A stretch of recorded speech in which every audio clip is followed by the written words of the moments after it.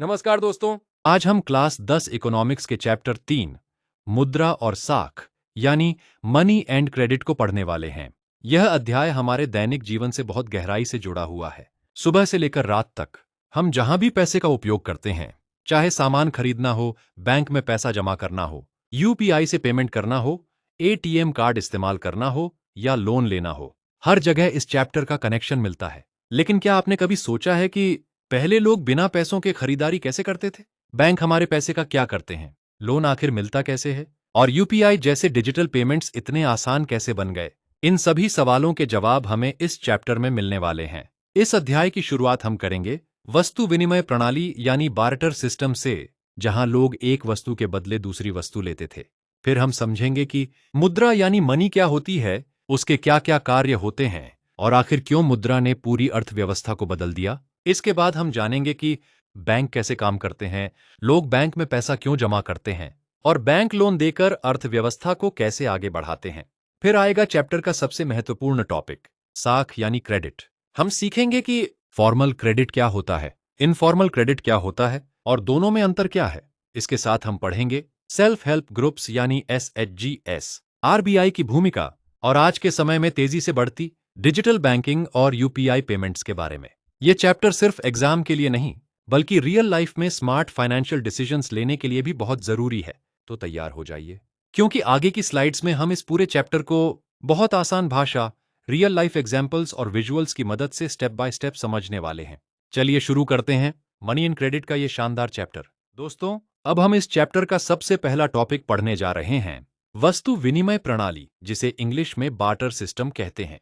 इस टॉपिक में हम क्या पढ़ेंगे? इस टॉपिक में हम समझेंगे बार्टर प्रणाली क्या होती थी, लोग इसका उपयोग कैसे करते थे, इसकी मुख्य विशेषताएं क्या थीं और आखिर इसकी सीमाएं क्या थीं, जिनकी वजह से मुद्रा यानी मनी का विकास हुआ। अब सोचिए, आज अगर आपको कोई चीज खरीदनी होती है तो आप क्या करते हैं? पैसे देते हैं, यूपीआई करते हैं या कार्ड से पेमेंट करते हैं। लेकिन बहुत पुराने समय में पैसे नहीं होते थे। तब लोग अपनी जरूरत की वस्तुएं पाने के लिए एक वस्तु के बदले दूसरी वस्तु देते थे।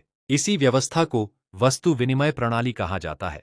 यानी अगर किसी किसान के पास गेहूं है और उसे कपड़ा चाहिए, तो वह गेहूं देकर कपड़ा ले लेता था। यही इस स्लाइड में दिखाया गया है। एक व्यक्ति गेहूं दे रहा है और बदले में कपड़ा प्राप्त कर रहा है। वस्तु विनिमय प्रणाली की मुख्य विशेषताएं, इस प्रणाली में वस्तु के बदले वस्तु का आदान प्रदान होता था। उस समय मुद्रा यानी पैसे का उपयोग नहीं होता था। यह मानव सभ्यता की प्रारंभिक व्यापार प्रणाली थी। लोग अपनी जरूरत के अनुसार सीधे वस्तुओं का विनिमय करते थे। कहां कहां उपयोग होती थी? प्राचीन समय में गांवों और ग्रामीण क्षेत्रों में इसका अधिक उपयोग होता था। आदिम मानव समाज में भी लोग इसी तरीके से व्यापार करते थे। स्थानीय और छोटे व्यापारों में लोग वस्तुओं का आदान प्रदान करते थे, जैसे अनाज के बदले बर्तन, दूध के बदले कपड़े या मछली के बदले लकड़ी। विशेष नोट, सबसे बड़ी समस्या। लेकिन इस प्रणाली में एक बहुत बड़ी कठिनाई थी। दोनों व्यक्तियों की जरूरतें एक दूसरे से मिलनी चाहिए थीं। मान लीजिए किसान को कपड़ा चाहिए, लेकिन कपड़े वाले व्यक्ति को गेहूं नहीं चाहिए, तो व्यापार नहीं हो पाएगा। इसे ही कहते हैं दोहरी संयोग की आवश्यकता, यानी डबल कोइंसिडेंस ऑफ वांट्स। और यही इस प्रणाली की सबसे बड़ी कमजोरी थी। सरल प्रवाह समझिए, किसान के पास गेहूं है, वह गेहूं देता है और बदले में कपड़ा प्राप्त करता है, यानी वस्तु के बदले वस्तु। बीच में पैसे का कोई उपयोग नहीं। महत्वपूर्ण बात, आज भी दुनिया के कुछ आदिवासी और दूर दराज क्षेत्रों में सीमित रूप से बार्टर सिस्टम देखने को मिलती है। लेकिन आधुनिक समय में मुद्रा यानी मनी के आने के बाद यह प्रणाली लगभग समाप्त हो गई, क्योंकि पैसा व्यापार को बहुत आसान, तेज और सुविधाजनक बना देता है। तो बच्चों, बार्टर सिस्टम ने व्यापार की शुरुआत तो की, लेकिन इसकी सीमाओं ने ही मुद्रा यानी मनी के विकास का रास्ता तैयार किया। अब अगली स्लाइड में हम पढ़ेंगे मुद्रा क्या है। दोस्तों, पिछली स्लाइड में हमने पढ़ा था कि पुराने समय में लोग वस्तु के बदले वस्तु का आदान प्रदान करते थे, जिसे बार्टर सिस्टम कहा जाता है। लेकिन क्या यह प्रणाली पूरी तरह सही थी? नहीं। इस प्रणाली में कई बड़ी समस्याएं थीं और इन्हीं समस्याओं की वजह से धीरे धीरे मुद्रा यानी मनी का विकास हुआ। आज हम उन्हीं समस्याओं को विस्तार से समझेंगे। इस टॉपिक में हम क्या पढ़ेंगे? इस टॉपिक में हम समझेंगे वस्तु विनिमय प्रणाली की मुख्य समस्याएं, डबल कोइंसिडेंस ऑफ वांट्स क्या होता है, मूल्य निर्धारण में कठिनाई क्यों होती थी, संग्रहण यानी स्टोरेज की समस्या क्या थी और परिवहन तथा मानकीकरण की कठिनाइयां क्या थीं। एक, आवश्यकताओं का दोहरा संयोग, डबल कोइंसिडेंस ऑफ वांट्स। यह बार्टर सिस्टम की सबसे बड़ी समस्या थी। इसका मतलब है विनिमय तभी संभव होगा जब दोनों व्यक्तियों की जरूरतें एक दूसरे से बिल्कुल मेल खाएं। उदाहरण समझिए, मान लीजिए एक किसान के पास गेहूं है और उसे कपड़ा चाहिए। अब कपड़े वाले व्यक्ति को भी गेहूं चाहिए होना चाहिए, लेकिन अगर कपड़े वाले को गेहूं नहीं चाहिए तो व्यापार नहीं हो पाएगा। यानी दोनों की जरूरतों का एक साथ मिलना जरूरी था, और यही कारण था कि व्यापार करना बहुत कठिन हो जाता था। 2. मूल्य निर्धारण की कठिनाई। अब सोचिए, अगर किसी के पास चावल है और दूसरे के पास कपड़ा, तो कैसे तय होगा कि कितने चावल के बदले कितना कपड़ा दिया जाए? यही सबसे बड़ी उलझन थी। हर वस्तु का मूल्य अलग अलग होता था और कोई निश्चित माप नहीं था, इसलिए सही मूल्य तय करना बहुत कठिन था। 3. संग्रहण यानी स्टोरेज की समस्या। बार्टर सिस्टम में लोग वस्तुओं को जमा करके रखते थे, लेकिन कई वस्तुएं जल्दी खराब हो जाती थीं, जैसे फल, सब्जियां, दूध, मछली आदि। इनको लंबे समय तक सुरक्षित रखना मुश्किल था। अगर वस्तु खराब हो जाए तो उसकी वैल्यू भी खत्म हो जाती थी, इसलिए लोग अपनी संपत्ति को लंबे समय तक सुरक्षित नहीं रख पाते थे। 4. परिवहन की कठिनाई। पुराने समय में ट्रांसपोर्टेशन की सुविधा बहुत कम थी। अगर किसी व्यक्ति को भारी सामान लेकर दूसरे गांव जाना पड़े तो इसमें बहुत समय और मेहनत लगती थी, जैसे अनाज, लकड़ी या मिट्टी के बर्तन ढोना बहुत कठिन था, इसलिए व्यापार करना आसान नहीं था। 5. मानकीकरण का अभाव। बार्टर सिस्टम में वस्तुओं की गुणवत्ता और आकार एक समान नहीं होते थे। कोई बर्तन बड़ा होता था, कोई छोटा, कोई वस्तु अच्छी क्वालिटी की होती थी तो कोई खराब क्वालिटी की, इसलिए सही और बराबर विनिमय करना मुश्किल हो जाता था। निष्कर्ष। तो बच्चों, इन सभी समस्याओं के कारण वस्तु विनिमय प्रणाली धीरे धीरे अव्यावहारिक साबित होने लगी। लोगों को एक ऐसी व्यवस्था की जरूरत थी जो व्यापार को आसान, तेज और सुरक्षित बना सके, और इसी जरूरत ने जन्म दिया मुद्रा यानी मनी को। मुद्रा के आने से व्यापार बहुत सरल और सुविधाजनक हो गया। अब अगली स्लाइड में हम पढ़ेंगे मुद्रा क्या है और इसकी आवश्यकता क्यों पड़ी। अब तक हमने समझा कि बार्टर सिस्टम यानी वस्तु विनिमय प्रणाली में कई समस्याएं थीं। लोगों को व्यापार करने में कठिनाई होती थी। इसी समस्या को दूर करने के लिए धीरे धीरे मुद्रा यानी मनी का विकास हुआ। आज हम विस्तार से समझेंगे मुद्रा क्या है। इस टॉपिक में हम क्या पढ़ेंगे? इस टॉपिक में हम पढ़ेंगे मुद्रा का अर्थ, मुद्रा की आवश्यकता, मुद्रा की विशेषताएं, मुद्रा के आधुनिक रूप और अंत में निष्कर्ष। तो चलिए शुरू करते हैं। 1. मुद्रा का अर्थ। मुद्रा वह वस्तु होती है जिसे समाज का हर व्यक्ति भुगतान के रूप में स्वीकार करता है। सरल भाषा में समझें तो जिस चीज से हम सामान खरीदते हैं या सेवाओं का भुगतान करते हैं उसे मुद्रा कहते हैं। जैसे 10 रुपए, 100 रुपए के नोट, सिक्के या आज के समय में मोबाइल पेमेंट भी मुद्रा का रूप है। मुद्रा की 3 मुख्य बातें। सभी द्वारा स्वीकार्य, हर व्यक्ति इसे आसानी से स्वीकार करता है। यदि आप दुकान पर जाकर 500 रुपये देते हैं तो दुकानदार सामान दे देता है। क्यों? क्योंकि पैसा सबको मान्य होता है। भुगतान का माध्यम मनी की मदद से हम वस्तुएं और सेवाएं खरीदते हैं, जैसे किराना, कपड़े, मोबाइल रिचार्ज, फीस आदि। मूल्यवान। हर मुद्रा का एक निश्चित मूल्य होता है।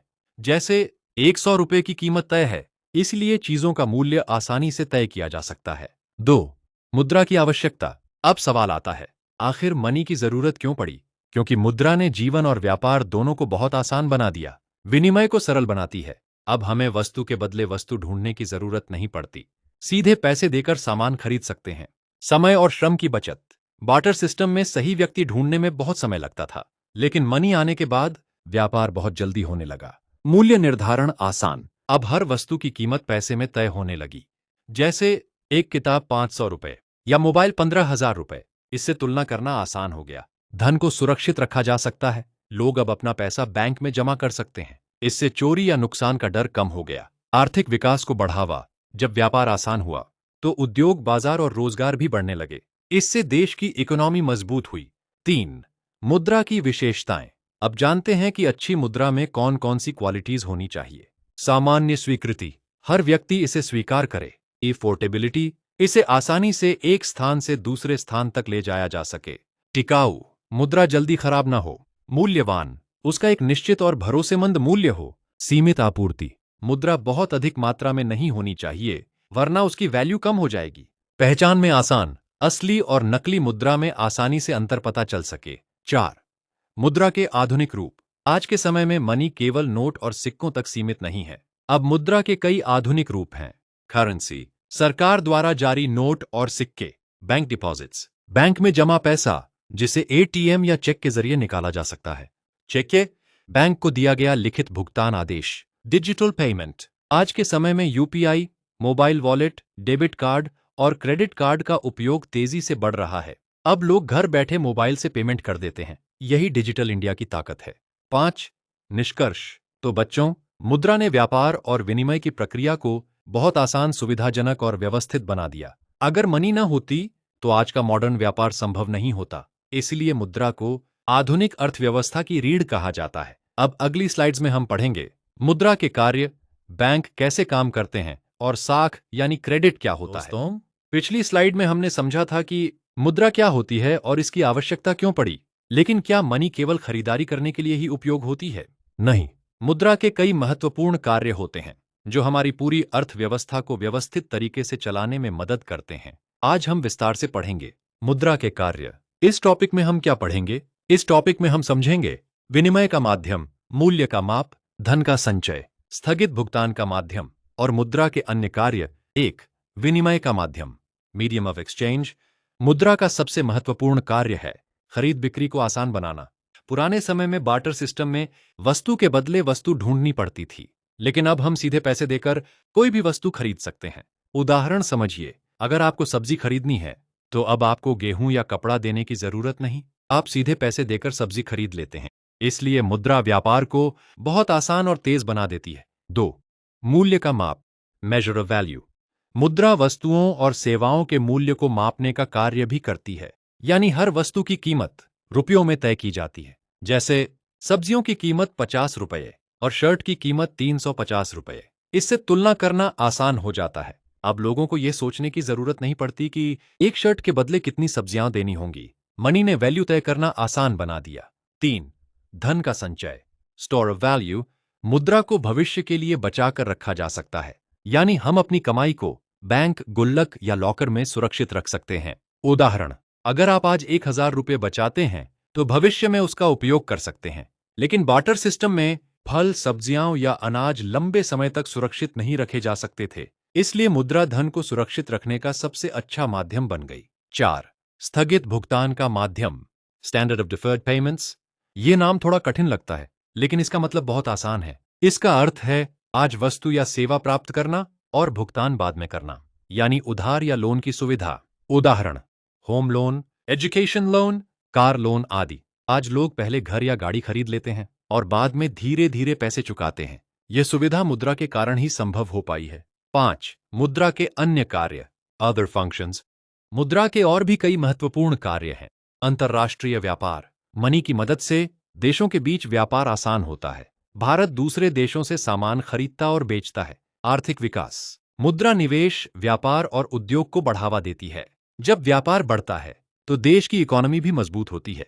रोजगार के अवसर, जब उद्योग और व्यापार बढ़ते हैं तो लोगों को रोजगार मिलता है। आर्थिक स्थिरता, मनी पूरी अर्थव्यवस्था को संतुलित और व्यवस्थित बनाए रखने में मदद करती है। सार, तो बच्चों, मुद्रा केवल खरीदारी का साधन नहीं है, यह व्यापार को आसान बनाती है, वस्तुओं का मूल्य तय करती है, धन को सुरक्षित रखती है, लोन और उधार की सुविधा देती है और आर्थिक विकास को गति देती है। इसीलिए आधुनिक अर्थव्यवस्था में मनी की भूमिका बहुत महत्वपूर्ण मानी जाती है। अब अगली स्लाइड में हम पढ़ेंगे बैंक कैसे काम करते हैं और लोग बैंक में पैसा क्यों जमा करते हैं।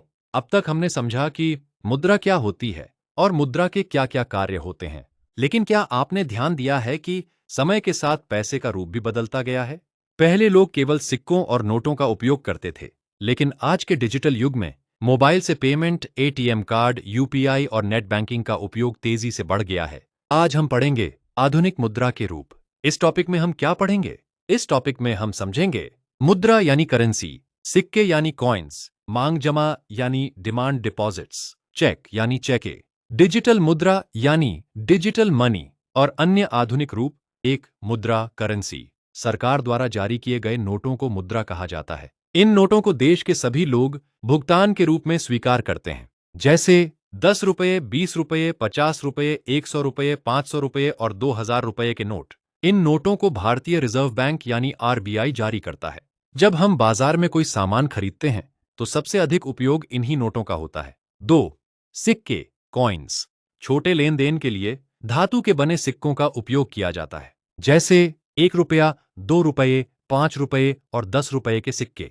यदि हमें छोटी चीजें खरीदनी हो, जैसे टॉफी, सब्जी या बस टिकट, तो सिक्के बहुत उपयोगी होते हैं। 3. मांग जमा, डिमांड डिपॉजिट्स। अब यह नाम थोड़ा कठिन लगता है, लेकिन इसका मतलब बहुत आसान है। जब लोग अपना पैसा बैंक में जमा करते हैं और जरूरत पड़ने पर कभी भी निकाल सकते हैं, तो उसे डिमांड डिपॉजिट कहते हैं। इसे मांग जमा इसलिए कहते हैं क्योंकि ग्राहक जब चाहे पैसा मांग सकता है। उदाहरण: बचत खाता, सेविंग अकाउंट, चालू खाता, करंट अकाउंट। आज लोग एटीएम कार्ड और चेक की मदद से अपने बैंक खाते से पैसा निकालते हैं। 4. चेक। चेक चेक बैंक को दिया गया एक लिखित आदेश होता है। इसमें खाता धारक बैंक से कहता है कि एक निश्चित राशि किसी व्यक्ति को दे दी जाए। उदाहरण: वेतन देने में, किराया देने में, बड़े भुगतान करने में चेक का उपयोग अधिक सुरक्षित माना जाता है, क्योंकि इसमें नकद पैसा साथ रखने की जरूरत नहीं पड़ती। 5. डिजिटल मुद्रा, डिजिटल मनी, आज का सबसे आधुनिक और तेजी से बढ़ता हुआ रूप है। डिजिटल मनी मोबाइल और इंटरनेट के माध्यम से किए गए भुगतान डिजिटल मुद्रा कहलाते हैं। उदाहरण: ओपेक, mobile wallet, EMPS, net banking. आज लोग दुकान पर QR कोड स्कैन करके कुछ ही सेकंड में पेमेंट कर देते हैं। डिजिटल पेमेंट ने लेन देन को बहुत तेज, आसान और सुरक्षित बना दिया है। 6. अन्य आधुनिक रूप, आज मनी के कई और आधुनिक रूप भी हैं। डेबिट कार्ड, ये सीधे बैंक खाते से जुड़ा होता है। पेमेंट करते ही पैसा अकाउंट से कट जाता है। क्रेडिट कार्ड, इसमें बैंक पहले पेमेंट करता है और बाद में ग्राहक बैंक को पैसा लौटाता है। ई वॉलेट, मोबाइल में डिजिटल वॉलेट, जिसमें ऑनलाइन पैसा रखा जाता है, जैसे पेटीएम, फोन पे वॉलेट आदि। प्रीपेड कार्ड, जिसमें पहले से पैसा रिचार्ज किया जाता है। कंटैक्टलेस पेमेंट, कार्ड या मोबाइल को मशीन के पास लाकर बिना स्वाइप किए पेमेंट करना। निष्कर्ष: तो बच्चों, समय के साथ मुद्रा के रूप बदलते गए हैं। आज आधुनिक मुद्रा ने लेन देन को सरल, सुरक्षित, तेज और सुविधाजनक बना दिया है। यही आधुनिक अर्थव्यवस्था और डिजिटल इंडिया की पहचान है। अब अगली स्लाइड में हम पढ़ेंगे बैंक कैसे काम करते हैं और बैंक लोगों के पैसों का क्या करते हैं।